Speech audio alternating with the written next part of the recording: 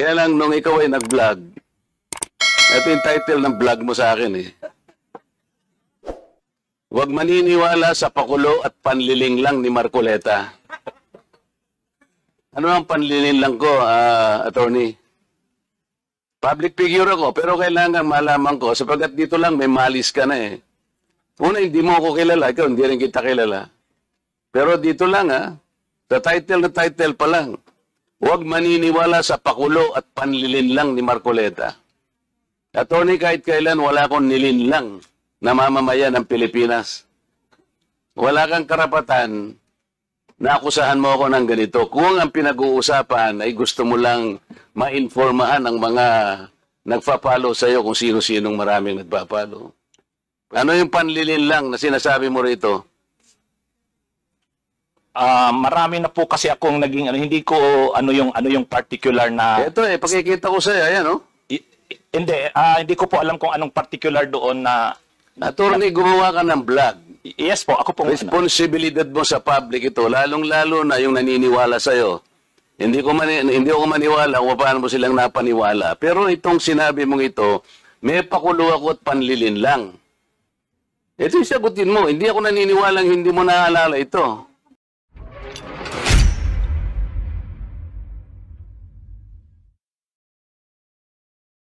Sige, before meron pa tayo isang presenter but before that, the chair would like to recognize first Congressman Marcoleta. Thank you, Mr. Chair. Anong pangalan ng gano'n niya? Attorney yan? Attorney Ricky. Brother,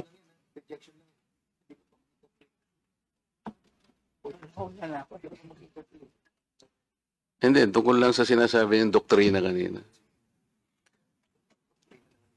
Attorney, abogado ka pala na nagtuturo sa Ateneo. At sinasabi mo, ang diferensya ng private sa public figure, pagka public figure ay hindi basta-basta. Kahit nabirahin mo, parang may lisensya ka na, parang gano'n sinasabi mo. Pero pag private, talagang kinakailangan may malis ka agad yun. Siguradong. Kaya lang nung ikaw ay nag-vlog, ito yung title ng vlog mo sa akin eh. Huwag maniniwala sa pakulo at panlilinglang ni Marcoleta. Ano ang panlilinglang ko, attorney? Public figure ako, pero kailangan malaman ko, sapagkat dito lang may malis ka na eh.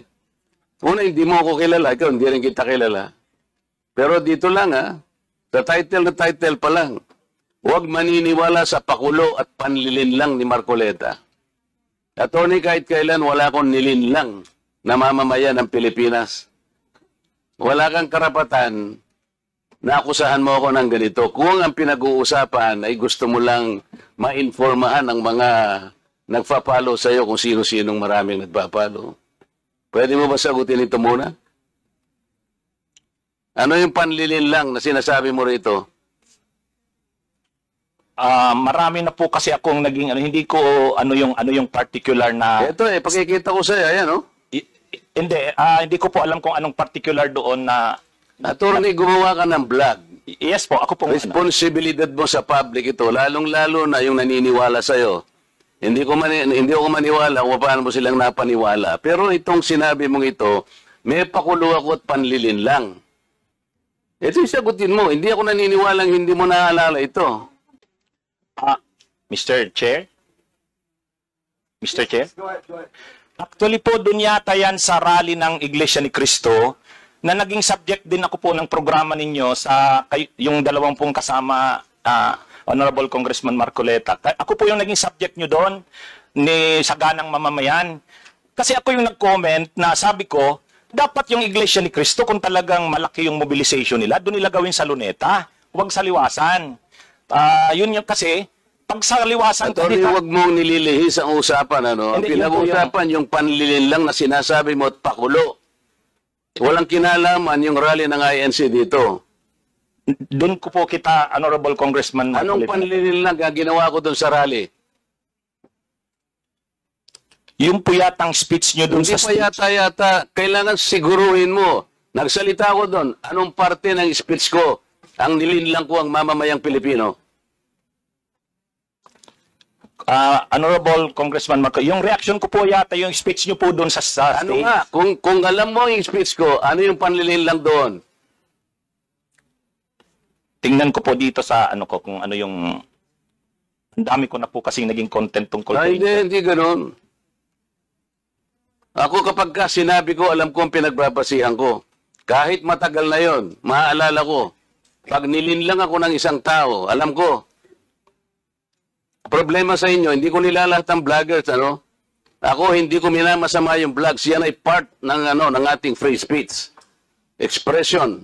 At yan ay ginagaranti ng ating saligang batas. Totoo naman na kapag ka public figures, hindi dapat balat sibuyas. Hindi kagaya ng balat sibuyas ni Kong Barbers, alam ko yan. Pero hindi nangangahulugan. Kailangan i-establish ninyo. I-establish mo. Ikaw ay abogado pa rin, kagaya na sinasabi mo, nagtuturo ka pa sa isang reputabling institusyon. At pagkatapos, tinatanong ko lang ngayon, ikaw ang nagbablog, oh. Basta po tungkol po talaga yung naging topic ko po kayo tungkol dun sa rally ng Ano ANC. nga yung sinabi ko sa rally na nanilang ako ng Pilipino? Wala ka man lang maisip? Ito yung uri mo na hindi kailangan talagang nagbablog, eh. Nami-mislead mo yung mga tao, nilililang mo yung mga tao. Ang dahilan ay hindi mo man lang masabi kung ano yung aking mga panlilinlang na sinasabi mo rito. Pakulo at panlilinlang. Hindi ganyan yung mga vloggers na kilala ko. Yung mga vloggers umaatake rin sa akin, pero hindi ako balat sibuyas. Sapagkat may basihan ang kanilang sinasabi. Yung pinag-uusapan siguro namin dito. Gusto nila niyang tingnan siguro kung ano yung mga seats ng mga aming pinag-uusapan dito. Hindi ako balat sibuyas, pero ito, wala akong makitang panlilinlang na ginawa ko sa ating mamamayan. Ikaw, ang lakas ng loob mo na mag-vlog. Abogado ka pa naman. O ano? Panoorin ko po mamaya itong ano kung ano Ayun yung ang hirap sa atin, Mr. Chair, eh. ano po kasi Isip-isipin mo, bigla ka na lang gagawa ng isang vlog na ngayon ay tatanungin kita ng diretso, wala ka man lang masabi, kahit isang panlilin lang. At ang inaakala mo, baka sakaling doon sa rally. maraming Ibig mo sabihin, naharap ako sa rallyng pagkalaki-laki para manlilang lang ako ng mamamayang Pilipino? Hindi ka karapat dapat na abogado, eh. Hindi ka dapat magturo sa Ateneo. Sinasabi ko sa iyo ngayon.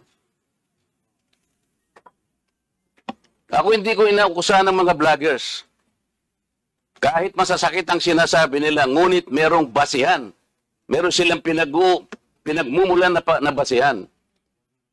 Kamukha nung isang vlogger, Mr. Chair. Nakita niya yung isang tarpaulin, isang billboard na-install doon sa SLEX. Isang female vlogger, Mr. Chair, na napanood ko. Itong si Marcoleta kanya, walang kahihiyan ito, ha. Tanga pala, eh.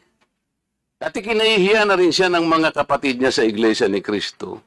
Sapagkat, akalain mong gagawa siya ng billboard, isasama niya kanya si Pastor Kibuloy.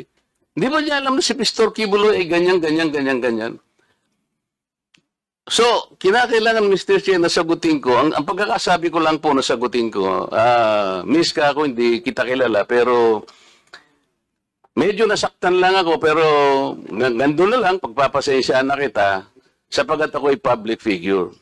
Kung ako lang ako ang ginanito mo, okay lang, eh. Kaya lang kita sasagutin sapagkat yung mga nakikinig sa'yo, baka malin lang mo. Baka sila'y mailigaw mo sa paniwala na ako nga ang gumawa ng billboard na yan. So ipinaliwanag ko, Mr. Chair, hindi ako ang gumawa ng billboard na yan. Nakita ko na lamang po na biglang kasama po ako ron. At hindi naman po ipinaalam sa akin nung gumawa. Siguro po dahil si Pastor Kibuloy po ay tumatakbo ring isang senador, inakala niya sigurong magiging maganda rin para sa kanya kung kami po'y magkasama. Ako naman po'y wala namang magagawa tungkol doon. Pero hindi ko na po Wala na po akong reaksyon sapagkat public figure nga po ako eh. Lahat kami ay tatamaan. Ito nga po yung napakagandang pagkakasalita po sa Korte Suprema eh. Mr. Chair, basahin ko lang, maliit lang po ito. The interest of society, ito po yung United States versus Bustos. The interest of society and the maintenance of good government demand a full discussion of public affairs. Complete liberty to comment on the conduct of public men is a scalpel in the case of free speech. The sharp incision of its probe relieves the abscesses of officialdom.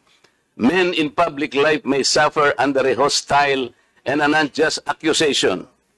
The wound can be assuaged with the balm of a clear conscience. A public officer must not be too thin-skinned with reference to comment upon his official acts. Kaya kaya ko na lang siyang i-tolerate, Mr. Chair, yung babaeng yun eh. Pero ikaw, attorney, dahil sa attorney ka, yan ang sinasabi mo, at nagtuturo ka pa sa isang reputable institution, dito lamang sa title mo eh, huwag maniniwala sa pakulo at panlilinlang ni Marcoleta. Pagkatapos eh, tatanungin kita ngayon, kung anong panlilinlang ang ginawa ko, wala ka man lang masabi. Kaya naman kitang idemanda pero hindi na kita pagtitsagaan eh, kung ikaw lang. Gusto ko lang malaman ng mga tao na walang basihan tong ginagawa mo. Para sa akin, sapat na. Nakabayaran sa'yo. O total, hindi na siya makakimo, Mr. Chair. Tatigilan ko na siya. And with that, Congressman Marcoleta, that will serve as your time as interpolator. Ang haba ng interpolation mo. But I will not deduct that sa time mo, Congressman Marcoleta. Okay. Attorney Ricky, you still want to pursue your, or that will be it? So yun lang po. Siguro hindi give you time also to answer back on, baka panoodin mo muna yung mga vlog mo. Later on, you can approach us if you wanted to defend your... dapat nga, madisbar pa yan eh. You have your time, Congressman Marcoleta. We'll be giving time to Attorney Ricky to defend himself. Ano lang po siguro, fairness, and maging equal lang treatment natin sa lahat. What we wanted here is to be fair, para give also a chance to Attorney Ricky para to prove himself by watching yung mga vlogs na ginawa niya. Sige, go ahead, sir. Mr. Chair, yun po yung sinasabi ko na kapag kakasuhan halimbawa ang isang vlogger tulad ko sa ganyang sinabi ko, kung public official yung naging subject ng aking vlog, ipo-prove na malicious yung intent ko. Yun yung pagkakaiba. Pagka-private naman, hindi, presumed ka agad na malicious. So, yun po yung pagkakaiba. Kaya, yan po yung ang isa pa, yung mga members po ng Congress, lahat po tayo, kahit ordinary citizens, may freedom of expression, freedom of speech. Kami ring mga vloggers, mayroon. Ang pagkakaiba lang po natin, kayo pag nasa Congress, hindi kayo pwedeng kasuhan kasi may privilege kayo, anumang sabihin nyo. Pero kami, kahit vloggers kami, pwede kaming kasuhan. Yun nga lang, ang pagkakaiba, ang magiging defense talaga namin, freedom of expression. Kaya nga, kapag kinasuhan kami ng private individuals, ipuprove nung malicious kaagad ang presumption. Pero sa public figures, ipuprove na may actual na malis kami sa sinabi namin. Yun lang po. Hanapin ko po mamaya yung kasi ang dami ko na contents na na-create kay Congressman Marcoleta. So talagang hindi ko na po masagot. Pero sorry po kung kung we understand your situation, Okay Attorney. Kaya nga I have given you a chance para ma-review naman po yung mga vlogs nyo. And it goes to everybody as well, especially to those na who have not attended this hearing. Fair po yung ating gagawin na pagdinig dito. Pakikinggan po namin kayo at titingnan po natin, babalansin po natin. Katulad po niyan, may mga ganyan sitwasyon na personal yung naging approach po ni Congressman Marcoleta against him dahil nga napanood niya. And we wanted that to be clarified. But of course, we have to give chance to everybody to speak at ipaliwanag kung bakit. So basically, yun po ang gusto natin mangyari. It might help us amendment that we wanted to file dito po sa 10175. So, bago ko po i-recognize si Congressman Ador Plato as the first interpellator, we wanted to give a chance sa isa po nating presenter. Bigyan muna natin ng chance si Mr. Felipe F. Salbosa. Second. Siya ba to? And Nice Poro Balbedina. Okay. Only one presenter. Only one presenter, right? Chair. Wait. 1 second lang, 1 What second. about? Yung sinasabi niya sa INC, 3 months ago pa yung post niya. Sige, mamaya na yan. We will be giving you a chance. For the record lang, for the record. Okay. We'll be giving you a chance on your time as an interpreter. After all, pangatlo po kayo. So, sige, go ahead, Mr. Felipe Salbosa. Mr. Chair,